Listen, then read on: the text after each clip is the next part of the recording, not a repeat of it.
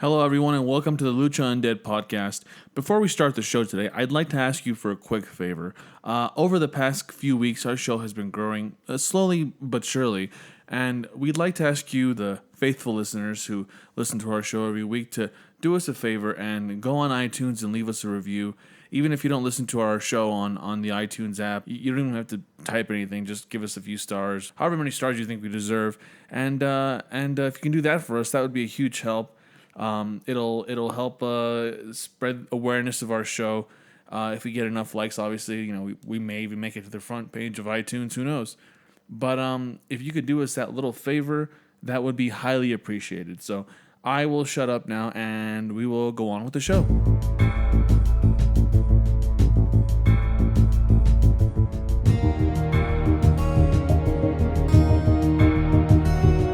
Well, hello everyone, and welcome once again to the Lucha Undead Reborn podcast, episode number 24. As always, I'm joined by my co-host and compatriot, Mr. Adrian De La Torre. Hello. And today we have a special guest, another member of the Hales clan, Mr. Devon Hales. How's it going, guys? Doing pretty well, Devon. So, Devon, we brought you on here for something in particular. We're going to talk about a topic that actually me and Adrian are not super familiar with at all. I don't think either of us have seen an episode or read a stitch of the books. Adrian, is that correct? I watched maybe 5 minutes of the very first episode, and I turned it off because my internet wasn't working very well, and I never got back to it. So we're going to be talking today to Devon about Game of Thrones. We're going to get into his, I guess, somewhat hardcore fandom of Game of Thrones. I mean, you were giving me some scenarios, some statistics, and some I guess predilections that you've done in the past that seemed a bit hardcore. Is it wrong to characterize you as a hardcore Game of Thrones fan?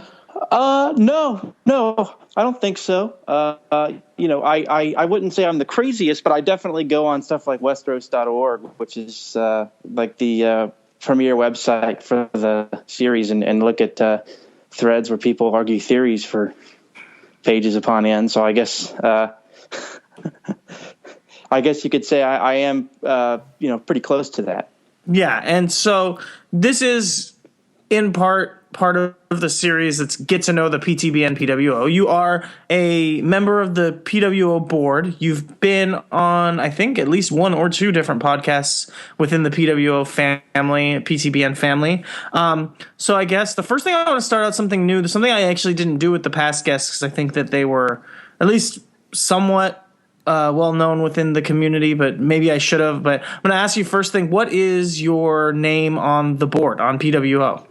I'm exposer on the board on PWO. I did not know that. See, so that's the whole point of asking. I was not aware. So if I've ever argued with you on there, I didn't realize who you were at the time. What's your handle, Tim, out of curiosity? Lucha Undead, just like the podcast. Nice. Yeah. So, okay, so you're exposer. So now I realize that I believe your brother has one of your quotes in the bottom of his signature on the board, unless that's from the band. That is my quote. We were on the phone about 5 years ago, and I was on my campus yelling about Rod Trongard, the old AWA announcer from the mid '80s. So, got it. Okay, and so you're also on Twitter as King Motivator, correct? That is me. Yep, King Motivator H. Yep, got it. King Motivator H. I guess the H would be for Hales. And how long have you been on the PWO in general? I think I signed up for PWO in maybe late 2011, early 2012. Okay. But I was on some boards previously. I was on Smark's Choice in 2009 when I did the WCW poll for that. So you've been involved in the online wrestling community for a while, and I've always thought of you as a younger guy, but I guess I don't have any clue how old you actually are. I'm 23, so yeah. Oh, okay, so you are a little bit younger than both of us, but not insane. Right. All right, so let's get into this Game of Thrones thing, because like I said, me and Adrian are pretty much naive to the whole thing, but we're definitely keen to learning. We're interested in it. Now, have you read the books? Just watched the show? Is there any other kind of something that they put out? I don't know if there's like albums or, I don't know, podcasts. I have read the books. Okay. All of them. I have I've even listened to some of the books on tape just for fun sometimes. I've also read the chapters that have already been released for the 6th book that has been yet to be fully released. But and I've seen the show, so. So the unreleased book chapters, is that anything like, I don't know if you've ever pirated movies online, but when you get like a sneak copy of the X-Men Origin Wolverine movie and it's got like a funny airplane that looks like it was made in AutoCAD instead of the real special effect. Is it missing any big stuff from the chapters, or is it's pretty much done, or is it a little bit rough? Does it look like it hasn't been seen maybe like a copy editor's desk or something along those lines? It looks like it's pretty much done. Martin, G.R.R. Martin, George R.R. Martin, the creator of the series, is he'll send out a couple of chapters before he releases each book. Often years before he releases each book. Once he gets 1 or 2 chapters that have been mulled over a little bit, I think, and he'll put them out. So they look pretty good. So it's like an official release. It's not like a leaked thing. No. Okay. No. Okay. So Martin's officially releases it. Yeah. So have you ever been involved in any kind of illegal leaked kind of documents with Game of Thrones? Have you gotten pirated leaked episodes or chapters or anything like that before, or even heard of it online? I mean, I've watched like when the big like episodes leaked out last season. I'll admit I watched the first 4 with means that shouldn't have been used. Right. But otherwise, my parents have HBO Go, so otherwise, and I've bought all the books, so yeah, I guess I just outside of that, so as I said, not familiar. So I wasn't even aware that there was a big episode leak last season. Yeah, yep, season 5. So did all the episodes leak out earlier, or was it just like a few of them? Four episodes. 10. Okay, and did they ever figure out anything about who was involved in that or what happened there? Maybe somewhat. It's really hard because Game of Thrones is like the most pirated TV show like ever or something like that, or one of the top. So I think it's pretty tough to catch, but yeah, no, I mean, who got a copy of it early? Did they figure that out at all, or no? They just no. I don't think so. I mean, they may have figured it out, but I can't recall. Okay, it wasn't something that went out into the public. They snuck that guy under the rug. He's probably in some Russian gulag somewhere, chained to a wall. That's what he gets.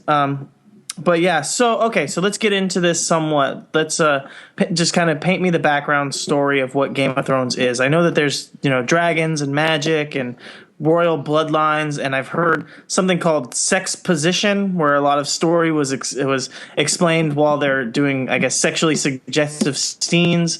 So let's just kind of get into the overall, I guess, overarching story of what this show is. Yeah, okay. Basically, it's obviously a epic fantasy series, and it takes place in a fictional world / nation of 7. It's called the 7 Kingdoms, Westeros. 7 different kingdoms, Westeros, and basically it follows a journey of several different royal families from all 7 kingdoms, plus other characters that are across the ocean to other parts of the fictional world that is in the series. And it basically follows, and there's a war and all whatnot. And basically the start of it all is the Hand of the King. Jon Arryn dies, and Ned Stark, who is the Lord of Winterfell in the north, which is the northern kingdom in the 7 Kingdoms of Westeros, is good friends with the King Robert Baratheon, who comes up and asks him to be Hand of the King. And then it kind of goes from there, and there's, Ned tries to solve the murder of Jon Arryn, and et cetera, et cetera. And I won't spoil more after that, at least not right now. Okay. But that's sort of the beginning of things. So it's okay. The idea is, in this universe, or I don't even know if I guess that's the right way to refer to it, but in this fictional work, there's a land, it's like a giant landmass, but is it Is it like a Pangea, or is there? We know that there's other land masses, like you said, across the oceans and stuff like that. Yeah, there's other land masses. Yeah, they're just the mainland is like Westeros, Seven Kingdoms, and then there's like Essos, I think is what it is, and then there's a couple of other places across the sea, the Narrow Sea, I believe is what they call it, and that's where some characters' stories take place over there as well. Okay, and so it's kind of a giant landmass. It's 7 different kingdoms, but they all kind of fall under the auspices of one overarching king. Is that what I'm to understand? Or the king that died was just okay. And so he's like the king of kings. He's essentially Triple H of this world. Pretty much, yeah. Okay, and so when he dies, now the 7 different kingdoms are essentially going to compete to try to figure out which one of someone from their royal family will replace him. Is that kind of what I understand? Pretty much. His hand dies, his right-hand man dies. Oh, okay. And then, yeah. And then, but, I could go ahead and I could spoil a little bit. That king does eventually die. And then, that king does eventually die.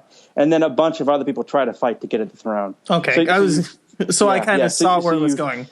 Right. Yeah, exactly. Well, unfortunately, I don't necessarily. I know that there's the big time spoiler. Everyone gets upset about it, but I think saying that a person who's not immortal eventually dies is not a big time spoiler. I think everyone understands right. that everyone dies eventually, right? Even fictional characters, if they're not immortal, you assume that they have the propensity to die at some point. But so the king passes away, which is, that's just such a simple arc in any kind of story that involves royal families and stuff like that, that I think if you didn't see that coming, you're kind of either you're brand new to this concept, you've never heard of like anything, you've never watched any media, because that's just how it works. There's an old king, and then there's like turmoiling squabbles between families underneath. Of course, he's going to die, and they're going to try to figure out who replaces him. That's, tale as old as time. Yeah, essentially. Right. So that's one of the least shocking parts of the book. So the 7 different kingdoms have 7 different royal families, but do they all link back to kind of a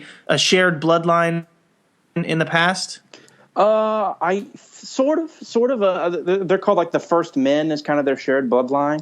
Okay. If you go way back into like the stories of Westeros, it was like the Children of the Forest, which are like these small like I don't even like elf like gnome like people, and then like the fist and like the First Men came in from one of the other lands, I believe. Okay, if I'm not mistaken, and they kind of had a war, and the First Men won, and the Children of the Forest kind of disappeared, and so. And so I'm going to assume that the Children of the Forest that disappeared are kind of the magical element that I've heard of for the show. Yes, that's correct. Yep. Okay, so they kind of still have this dominion over magical spirits and powers that humans don't, obviously, but they're in hiding. Correct. Okay, yep. That seems odd to me. I mean, obviously we're gonna get into spoiling. That's like kind of the point. Okay, that's fine. There's no way to really crack the nut and get into a piece of work like this without spoiling it somewhat. So, how does this work? You said that there's a war, and this is getting. Okay, so this is getting into the backlog, and this always tends to be what I'm the most interested in. Is honestly a lot of times like the history and the backlogs of stuff. Even in real life, I love history and studying it. So that's probably why I care more about trying to figure out what the backstory is than probably what the narrative of the show principally is. But there's a war, and the people of the forest are kind of sent into exile. Whichever ones are still alive, I would assume that they had many casualties. Now, is this part of the main narrative? I'll go ahead and spoil and say that the Children of the Forest still exist because they do show up later. But did a good number? I would assume a good number of them died in the war. Correct? Yes, that's correct. Yep. Okay, and is this all part of the narrative of the books and the show, or is this something separate? Is there kind of separate? Because I know like there's the Hobbit book from the Lord of the Rings where it's almost like a separate prequel book and stuff like that. Is there stuff like that in this, or is it? There is separate books that kind of talk about the history of Westeros, but it's not actually like the actual series itself of Song of Ice and Fire. Like there's like the actual like war between Children of the Forest and the First Men isn't like shown, you know.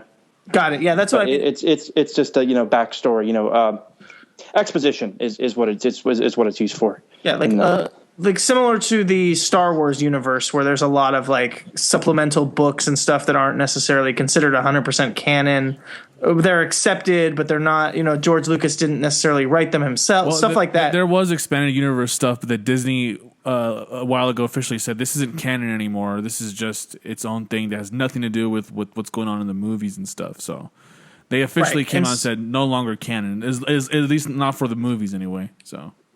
Okay. And so I guess my point is, or what I'm asking is Game of Thrones have something similar? Is there kind of like a background, unofficial, official, canon, separate storyline type stuff? Does that exist? Yeah, but I even then, those stories were like the history.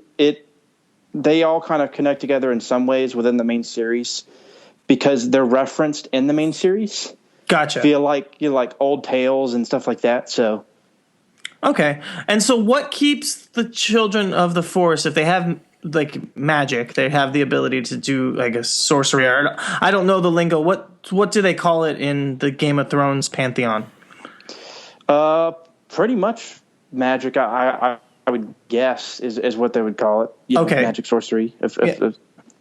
So they have magic powers. What keeps them hiding from humans then? I would think that they could pool their magic to kind of overthrow the humans. Am I wrong there, or what's the... I don't know if we really have the full story yet because the series isn't over. Got it. But, I would suspect it's like... I think part of the problem is there's not many of them left. So, okay. I think it's kind of like a... Yeah, so there's just too small in numbers, and humans. Obviously, we've shown that if humans are good at one thing, it's reproducing at wildly unsafe rates, just to the point of overpopulation. So that's true. Yeah. So okay, the King's Hand dies. This is, I'm guessing, first season, first book stuff. Yep. Over the course of that, realistically, when does the actual king die? Is it later on? Is it early on? Is it, He dies mid to late mid to like right in the middle of the book, probably. Okay. And still the first book.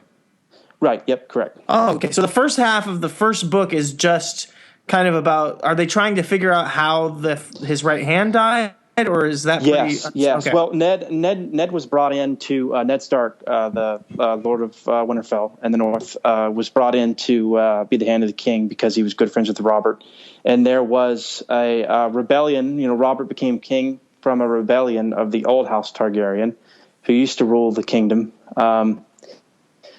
And 13 years prior, it's a pretty deep story. And so they were good friends because they helped win the war.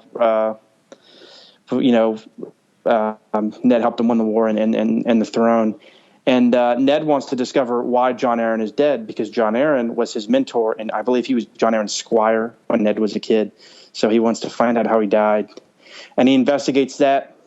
And spoiler alert, he basically discovers that the king's wife, Cersei Lannister, Lannisters are the richest family in the kingdom. Her wife has been reproducing and having sex with her twin brother Jaime, and the king's quote unquote kids are actually Jaime and Cersei's kids. So it's incest, and Ned discovers that, and yeah, this show's fucked. All right, that's pretty awesome. I'm not gonna lie. This sounds like I would really enjoy reading these books. I knew about the incest stuff. You didn't know about the incest stuff, Tim? I knew nothing about this show. I'm being perfectly honest. I'm a clean slate.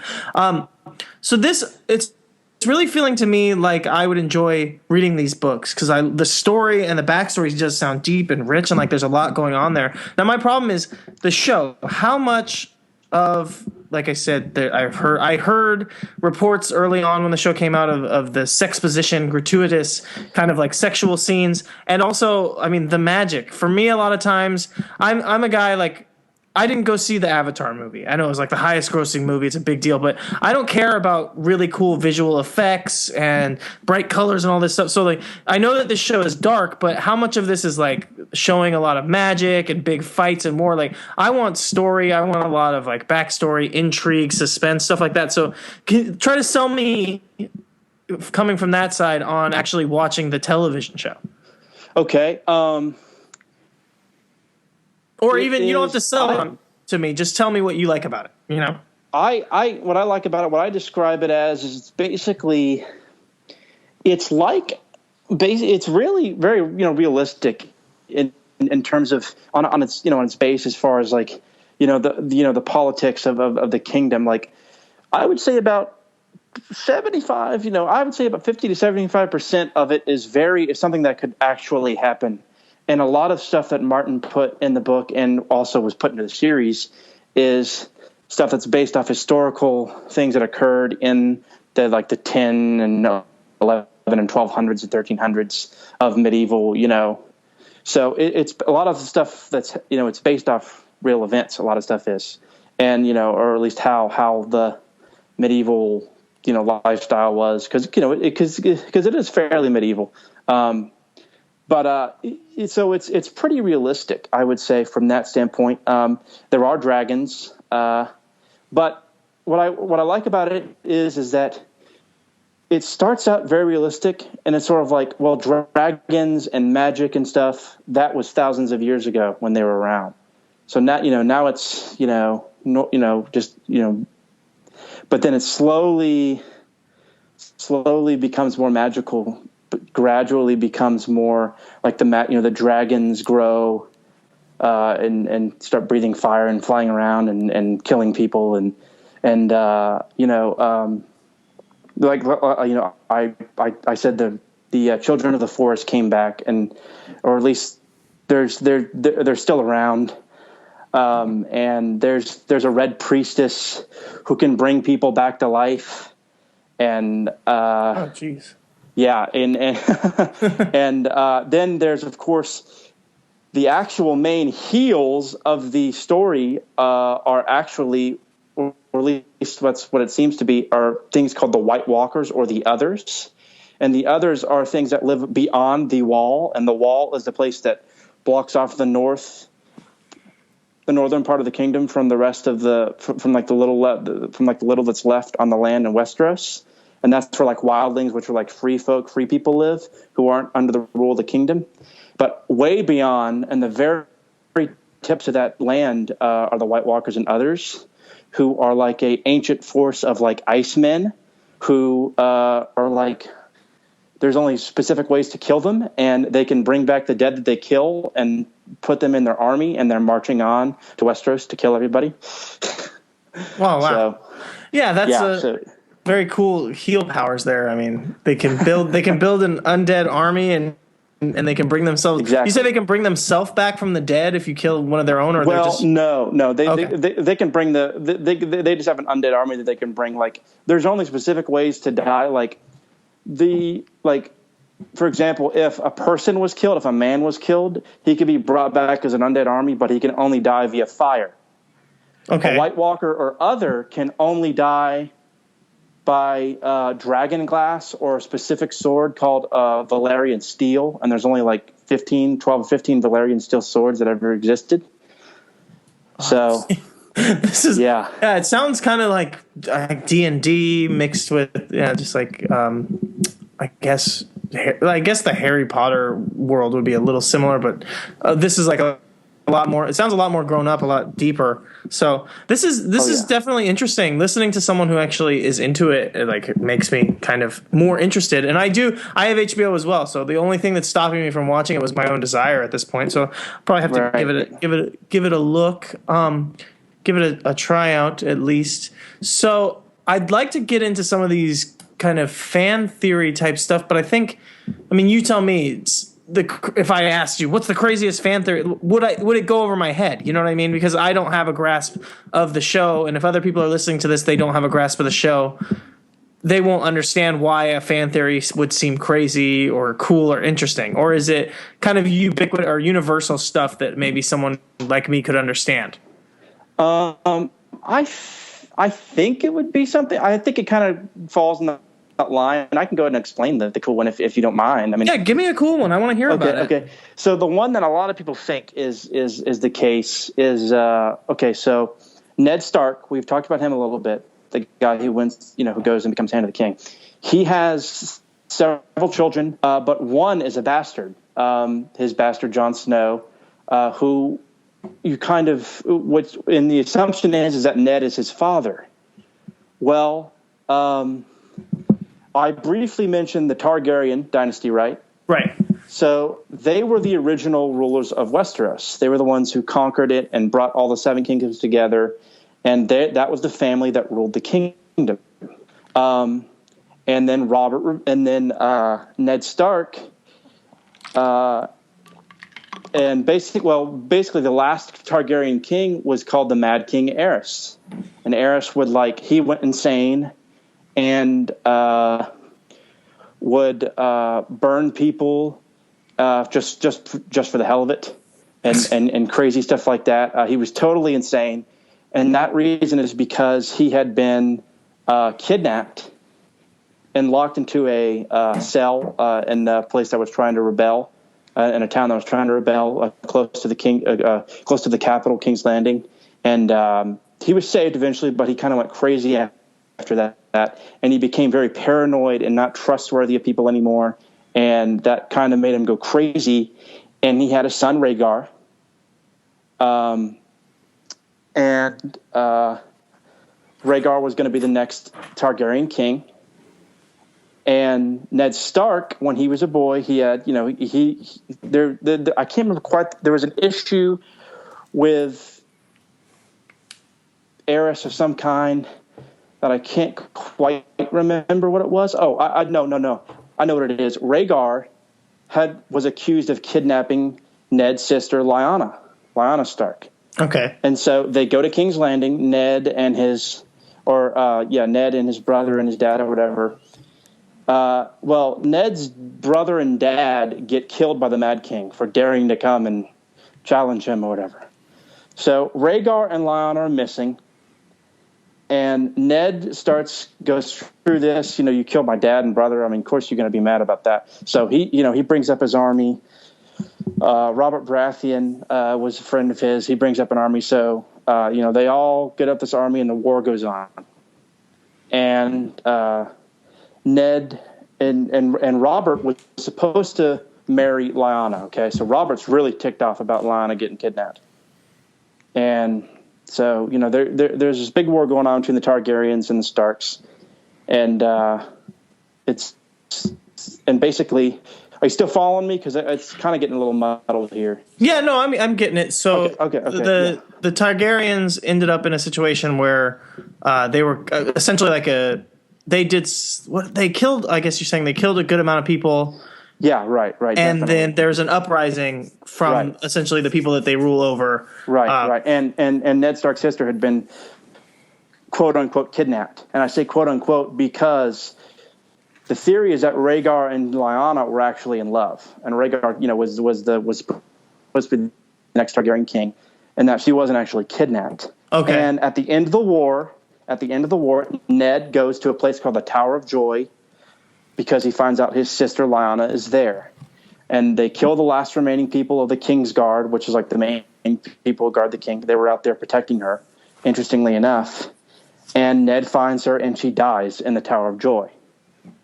And Rhaegar is killed in a battle with Robert, because remember, Robert, the king who dies in the first book, was in love with Lyanna. Got it. He kills Rhaegar. And the Mad King is also killed. And Robert becomes king. Now Lyanna's dead, Rhaegar's dead, etc. The theory is that Jon Snow, Ned Stark's bastard, is not Ned Stark's son. He is Rhaegar Targaryen and Lyanna Stark's son. Okay, so he would be the right, and he would be like the next in line, or whatever, I guess. And he is, and the theory in the series is called A Song of Ice and Fire, right? Yeah. Well, the gimmick, I guess you could say, of the Targaryens is that, they have dragons, so fire, fire, Targaryen, Rhaegar Targaryen, his dad. And ice, Song of Ice and Fire, the Starks live in the north. and it's cold ice. Yeah, and his name is Snow, right? Snow, yeah, Jon Snow. That's the bastard last name for someone who's a bastard in the North. Oh, okay. They're given last names. Got it. Oh, because it's like they're just children of because the North is cold, Right. so they're just the children of the snow. Yep, correct. Yep. Got it. Okay, that makes sense. And so the theory is that but also it gets a little bit deeper. There is the Red Priestess Melisandre. There's people called the Red, like the Lord of Light. And basically, there's supposed to be like a king or something that's supposed to be reborn, who's supposed to come back and be resurrected. So the theory is basically that Jon Snow is a Christ figure who is. I mean, that's sort of like the theory. I mean, I guess the most equal. That's probably the best example of a comparison I can make. Right. Basically, is Rhaegar and Lyanna are his parents. And he has, because of that, he has like special abilities because the Starks have the ability to, they have wolves called dire wolves where they can like get into their head and see and get in the minds of, it's called warging where they can get into animals and like get in their minds and like actually become the animal or whatever.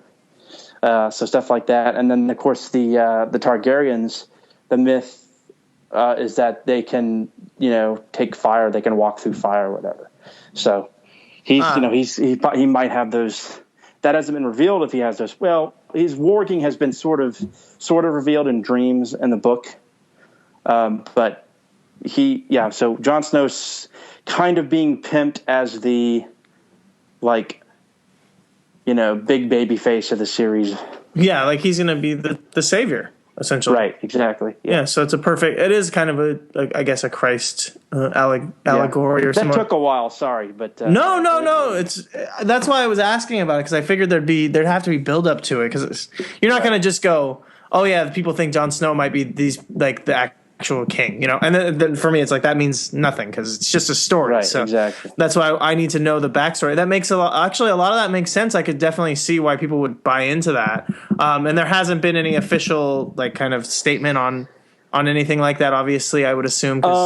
If you want to know a huge spoiler, I can throw it out right now if you want me to. I mean, yeah. You know what? I don't care. I'm probably going to start checking this show out now. But I'm the kind of person who doesn't mind spoilers. So I don't either. Yeah, I don't either. So Jon Snow is stabbed to death at the end of season 5, and he's also stabbed to death at the end of the book 5. And the theory is that he's resurrected somehow and finds out his parentage and starts leading an army to kick ass and take names and be the babyface. Okay, because so you said that there's a red priestess who can bring people back to life. That's correct. Yeah. Has she shown that she can do that? Has she brought anybody back? She has. It's well, I don't know if she's specifically shown it, but there were people called the Brotherhood Without Banners who were like Robin Hood like guys who were still supporters of Robert after Robert was killed, and the Lannister Joffrey Baratheon, who was actually Cersei and Jaime's incest kid, became the king. So the Lannisters were basically ruling the kingdom.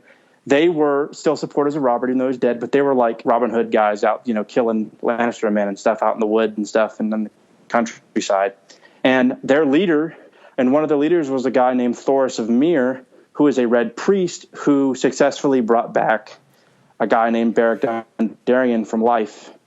He brought him back to life in a chapter in book 3. So it's at least not her specifically, but another one was successfully brought someone back to life. Okay, so it's been shown that it can happen, and have they shown? I guess what's the difference between being brought back by someone like them and being brought back as part of the undead army guys? Have they shown that they're really bringing people back to true life, or? The red priests bring people back to true life. Okay. The White Walkers, others bring people back as zombies. Got it. But the zombie, I thought that was interesting. The zombies can only be killed by fire, and you said that it was at the Cersei's. They could walk through fire. The Targaryens. Targaryens, that's what I meant. Daenerys in book 1, she's like she's Daenerys Targaryen is the sister of Rhaegar Targaryen. The last few Targaryens after they all got killed off went and escaped over to across the Narrow Sea to the other land that I was telling you about. Uh-huh. And she was being groomed to, marry this basically like basically the equivalent of like what's his name? The Mongolian guy, the Mongolian Empire. Oh, Khan? Yeah. Basically, Khan. Yep, Genghis Khan. Basically, the equivalent of him. She was married him, and her brother Viserys. They were the last two Targaryens. Was like crazy. He wanted to become king, and because it's just him and her that's left of the Targaryen line, and they're trying to get back and they're trying to build an army, and they have people who still support the Targaryens. I say support in quotes because that's kind of questionable with those people who are supposedly supporting them as you go later on in the series. But are helping them build an army and stuff. And basically what happens is she gets these dragon eggs from somebody as a wedding gift when she marries the Genghis Khan guy, which is Khal Drogo. And at the end of this book one and the end of season one, Khal Drogo dies. He gets a bad wound in a fight, and a witch who they had raided this witch's village. Khal Drogo's army did, and he had gotten in a fight with somebody afterwards. And this witch, Daenerys is trying to get the witch to save his life. He dies, and Daenerys was pregnant with Khal Drogo's child, and the witch took her. She basically. She technically saved Khal Drogo, but he was a vegetable. And to save him, she had to kill Daenerys' baby. So Daenerys' baby was basically cut out of her, or basically died in her womb. So Daenerys was upset, and she basically just suffocated Khal Drogo with a pillow, killed him, and got the witch, put her on a funeral pyre, took her dragon eggs, put them with the funeral pyre, and then she walked into the funeral pyre. And when the flames went out, Daenerys walked out and the dragons hatched. And so that's kind of the theory, is that Targaryens can survive fire because she went into that funeral pyre and didn't get burned once. Okay, I know that took a while too. I mean, you really have to explain these things because but so that's not something that it's kind of just been shown a little bit, but not really like a stated fact. That was right. Yeah, that was the one time that was shown. Okay, so that's which I like it because it doesn't. It's not so excessive. Right.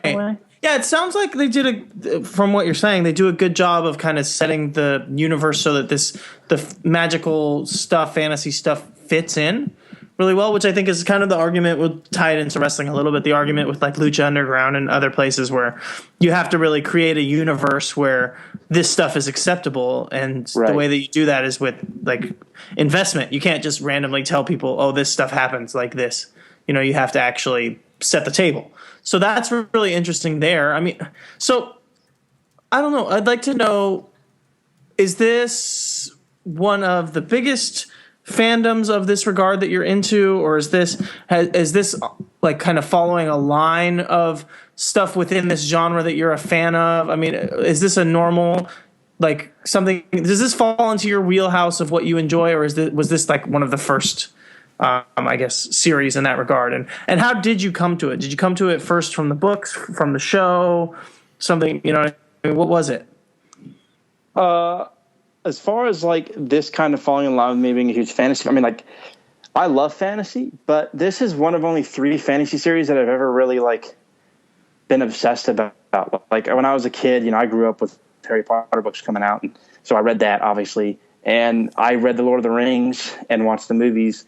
Because, those are the 2 kind of most, well-known, I guess, from, like, mainstream, like, but, like, this, of course, this is also probably the 3rd now because it's been so popular in the last few years. But, I mean, this is basically the only other fantasy series that I've really gotten into. But I started watching, I watched the show. I saw it, like, maybe 5 years ago or 2 years ago, or 4 years ago, maybe. I don't know. And I watched the first couple episodes from the first season and then forgot about it. I liked it, but I forgot about it. And then the next year or so later, 3 years ago, I guess, 2013, season 3, I binged watched season 1 and 2, and then watched season 3, mostly as it aired, I think. And then I read the books that summer, and I've been watching the series since then. So, okay. Yeah. And who just was on HBO? You said that your family has HBO at home there. Right, yeah. And so it was just kind of on, and you were like, oh, I'll check this out. I mean... Right. And, okay. And I had watched HBO shows before, like True Blood and Sopranos and stuff like that. So I had seen some stuff.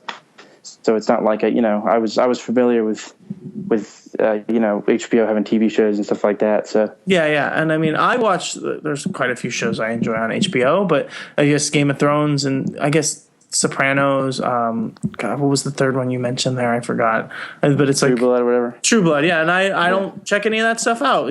That's what's crazy about HBO, especially now that they have the streaming. Like for me, I can watch it on the Roku. I don't have cable, but I'm able to just like watch whatever. It's like they have so much very different stuff.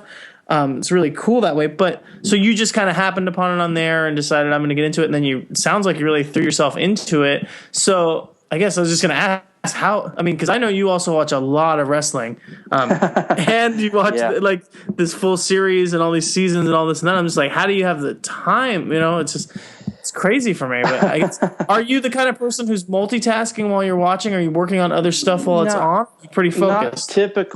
Not typically. I mean, I've had a lot of times the last few months because I haven't had a job, but I don't know. I mean, I guess I just do it, and it's funny because I mean, it's not like I don't have a social life. I mean, I have I go out and hang out with friends too. So I always kind of wonder how the hell I get all this. Some people are this stuff in. So some people are able to just pull it off. It seems like it seems like you guys over your Hales clan over there do well without a lot of sleep. So I guess that's the thing. Not sleeping that much. Well, Dylan and Papa Hales are pretty bad when it comes to sleeping. I can be bad, but I'm not quite that bad. I just have bad sleeping hours. I will, because I've been on a job the last few months. I have been in situations where on a schedule where I wake up at 6 p.m. at night and go to bed at 9 a.m. So yeah, right. It's yeah. Yeah, I guess can't get away. I can't get it. Actually, it works out all right for me because I work early, and so I'm up here on the West Coast like 5 a.m. usually. But so that's like 8 a.m. for you guys over there. So a lot of times when I'm on Twitter as I'm like on the bus heading to work, you guys are all kind of in your morning, just getting up, doing whatever you're doing. So it seems like it works out that's like normally everyone else out here would be asleep. So that's why I end up talking a lot to the East Coast guys on Twitter. It seems right because my time frame is just kind of moved forward a few hours. But yeah. I always forget that the West Coast guys are up at 2 and 3 a.m. around here because I'm like, what the hell are all these people on Twitter? Yeah, exactly. It's like 3 a.m., but it's Yeah, it's not that late over here. Well, okay, so let's see. I guess I would love to like dig a lot deeper, but I think we're getting up on it here because Adrian has a busy day. He's moving right now. Adrian, is that correct? Oh, that's fine. Yeah, but no, yeah. I had a question about yes, let's hit it. The show and the books. Is this similar to Walking Dead, where George R.R. Martin purposely, or the writers of the show purposely, don't follow the books exactly so that people don't get spoilers right away, and they just kind of change direction as far as plot and characters, or like how true do they stay to the books as far as plot and stuff? Well, they stayed true till about the middle of season 4, and then Martin's taken quite a while to finish book 6. He's taken, like, I think book 1 came out in 96, book 2 98, book 3 2000, then book 4 05, book 5 2011, and book 6 is still not out. So it takes quite a while to get these things written. Mm-hmm. And so the show kind of veered off on its own, partly because the way books 4 and 5 are written, and I'll explain this real quick.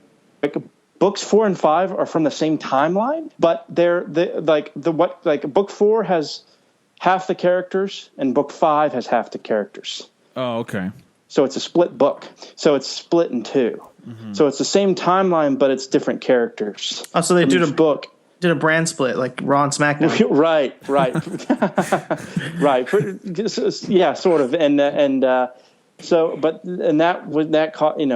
because the nature of that, new point of view characters were created because the chapters are written in point of view, and so there were a lot new characters, and the show ended up having to combine characters. And I've been pretty critical of the show in season 4 and 5 because of the changes, but I don't blame them because you can't you just don't have the money and the budget to get the casting and to have all those side storylines. And, because in the show they've combined plots, they've combined characters even. Yeah. And so, because they don't have the time and the budget to do it, I just don't think. And, but I mean, yeah, it follows it for the most part. Like I said, season 6 is out now currently. And the book 6 is not out. And, they've basically gone through most of books 4 and 5. There's actually still some stuff that I think they purposely left out, like you mentioned, so that they could bring them up later, just in case you couldn't get the books out. But It has been basically said that a good bit of this season is brand new material that book readers haven't even seen. That is going to be that's just going to the series is basically kind of taking the train from the series at this point. So yeah. And does George R.R. Martin have any involvement with the show, or how?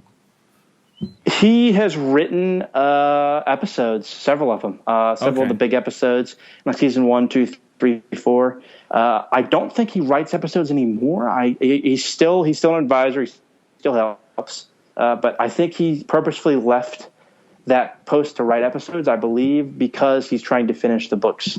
So he's trying to make more time for himself to finish the books, I believe, is why he's no longer writing episodes. But okay. So it's basically becoming separate creative works now. Yeah. Oh yeah. Absolutely. The differences between the book and the books in the show at this point are rather large in some ways. The overall story is still very similar and still pretty much on point, but specifics are completely different because of Martin getting the books out and being so many characters and so many storylines and stuff as the series goes on into the middle books 4 and 5, and it's sort of kind of they had to cut back a little bit on the show, I think. Yeah, no, that's really interesting. I can't imagine, because I was a big fan of The Watchmen. I enjoyed the comic series, and then I liked the movie when it came out. I don't know. The Watchmen. Yeah, I read it when I was young. Oh, okay.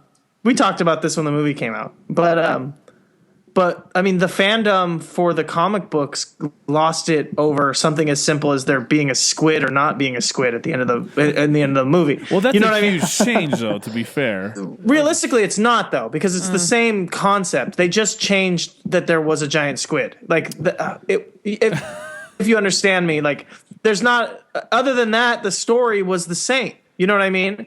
It's just a squid.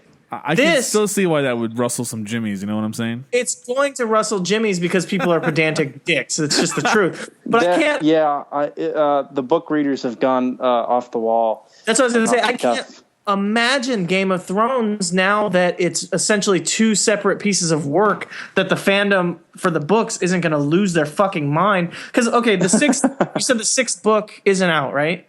Yeah, and there's supposed to be 7 books. So there's 2 books out left, man. I mean, and the guy's 67 years old and a short, fat guy. So, and they're putting out episodes of the show that essentially are following the narrative past the 5th book. When those books come out, people are going to fucking mental. They're just going to completely lose it that the show had everything wrong, even though they should enjoy it, because it'll end up being that the show didn't spoil their book reading experience. But this is going to be a nuclear meltdown on the internet, I think. Oh yeah, it's already started a little bit. I mean, like I said, I the major plot points are if you're a pro book reader, it's going to be unfortunate because several major plot points are going to be revealed, but the way you get to those points are going to be much different, and there's going to be even major plot points that probably aren't going to be revealed on the show at all, except for in the books. So it's really an interesting time to be living. That stuff like, because I mean, stuff like this never happened before. Like if there was movies, TV show based on a book, it was the series, the book, everything is done, and then that's when they start working on kind of the TV version or the filmed version of it. Like having them concurrently running at the same time is so nuts. And then for you to say that the author of the books is not necessarily even that involved in the television show, I mean, is he giving them notes? Do they know major plot points that are going to be in the book? Because they are aware of the ending of the story. Okay, I believe. So they just have to figure out a way to get there, which is kind of crazy either way. Yeah, pretty much. I just wanted to say, I really like George R.R. Martin. Even though I've never read the books or anything, he seems like a very eccentric guy. Like I saw him interviewed on Conan and stuff, and I saw that apparently he still writes the books on like an old DOS program, which is awesome. So I've always found him kind of interesting, and you know. Oh yeah, definitely. I've seen him on Conan too, actually. So yeah. I'll have to. I don't think I've ever seen it because I don't watch anything other than wrestling for the most part. But I'm gonna have to check that out. Yeah, you should. Okay, so I felt like this topic is huge, and as I said, we're trying to keep it like within an hour, just because. On top of the fact that Adrian has other stuff to do, we want our episodes to be kind of bite-sized. We're not trying to run these huge episodes, but I feel like we got into some stuff here. Is there something that you think would be a total travesty if it didn't come up? And is there something about you that maybe people who only know you from Twitter, from wrestling community, would be interested to find out about you? There's nothing that is in dire need of being said about the series, for one. Okay. I think we covered a pretty good amount of that. And two, other than me watching wrestling, if you kind of get the hint, I binge watch TV series all the time. So my other hobby is binge watching TV series and movies. So. Okay, so that's pretty much it. Nothing too out of character for you then. No. Well. I mean, I am an NBA and NFL and college football fan, but it's sort of and fairly hardcore for an NFL and college football. I'm a South Carolina Gamecocks fan and Dallas Cowboys fan. So, did you ever play any sports or anything like that coming up? Do you still? I played football in middle school. I wrestled in middle school, and I played soccer in high school. I love soccer, but I can't get into like soccer on TV. Like I can watch it, but like a part of it is like soccer's a great game to play, but it's boring to watch. Although I love the World Cup, and I get really mad when I watch soccer because I played it. Okay. So when I see people doing stupid things, I get mad and want to throw things at my TV. So. Like the U.S. soccer team, for example. So the U.S. men's team, not the women, they rule. The men suck. But so I get frustrated when I watch it on TV. But yeah, that's my sports fandom. Okay, and I guess that's it. I don't know. I was gonna ask you about the siblings. So everyone knows about your two other brothers who are wrestling fans, but you have a fourth brother people don't know about, but is there, or some people do, obviously, but is there anyone else, or is that it? It's just the four of you? That's the four of us and Papa Hales, pretty much. That's us as far as the, well, of course, Mama Hales too, but she doesn't, she can't handle our bullshit. So. I'm gonna assume that, God, and I feel like a jerk. I forgot your other brother's name now. Drew. So I'm gonna guess that Mama Hales and Drew kind of spend their time just talking about you guys while you're watching wrestling. I guess so. Yeah. Yeah, you wouldn't be privy to those conversations, unfortunately. But all right. Well, anything else? I don't know if you want to plug anything. Are you been writing any regular columns or just your Twitter? I know, like I said, I know you've been on a couple podcasts. You were on the Goodwill Wrestling, which I really enjoyed. Anything else that you're putting out recently, or any projects you're working on soon? Of course, I'm on Twitter at King Motivator H.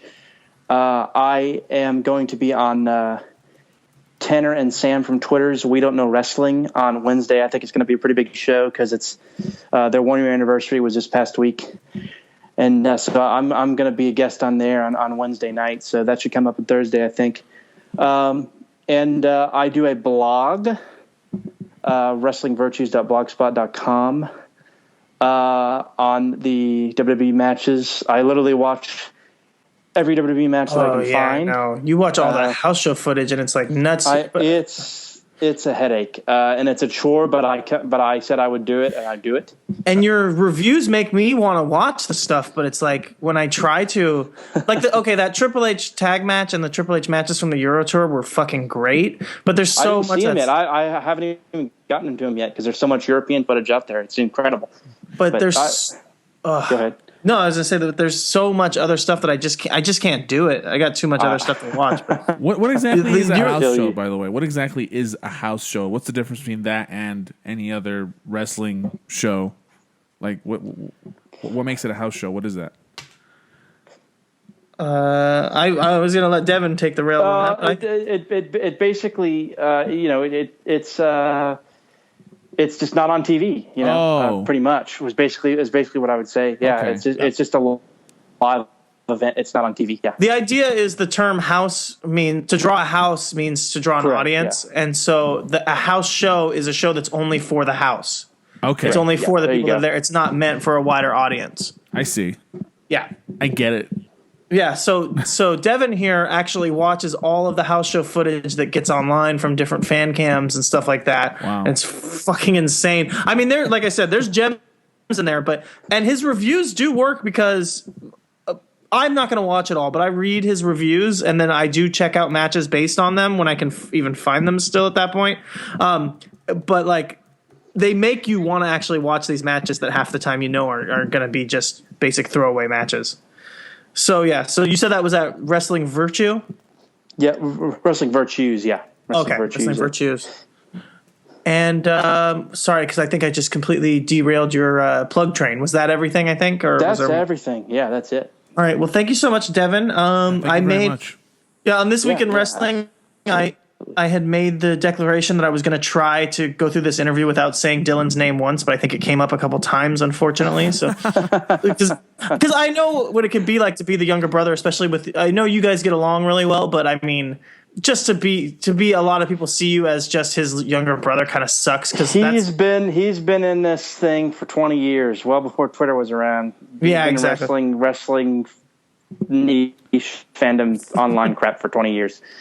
So. Yeah, so he casts a wide shadow, but I think a lot of people that was the point for this, people to get to know you, get to know something different about you, and find out that you're your own man, and you are working on a very interesting project already, and I expect a lot more because I think 23. You got a long time before I think you catch up to the 20 years of being on the online wrestling markdom. So I think in 20 years, they might be talking about you the same way. So thanks, Devon. Yeah, thank you.